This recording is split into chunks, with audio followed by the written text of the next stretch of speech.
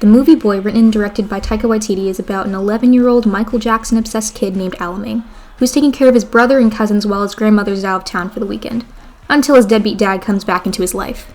For years, Alamein imagined a heroic version of his father during his absence, until he comes face to face with the true content of his father's character, an abusive, immature criminal who doesn't care about his kids and only showed up in the first place to claim the treasure that he buried after robbing a bank and getting chased by the police before getting sent to prison.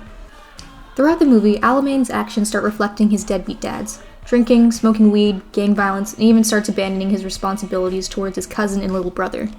His fantasy of his father starts fading as he realizes that the person he idolizes isn't even a good person, and that he no longer wants to be like him. This movie is a coming of age for both characters. Now, off the bat, it sounds pretty depressing. But no, this movie has no business being as funny as it is. Nuts. Cutters, over here's head nuts. Hey, shut up. Now, who knows what disease this sheep has got? AIDS. Taika has such a talent for using humor to tell grim narratives. This works especially well for this movie in terms of how the characters are written. Although Alamein's dad is problematic in nature, he's usually the butt of the joke.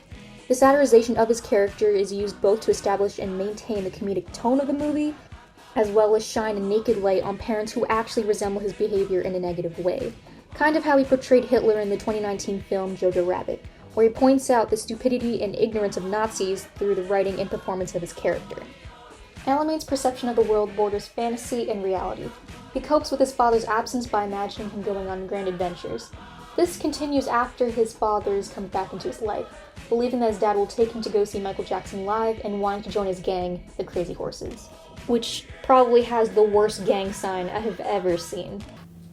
This symbol represents the crazy horse.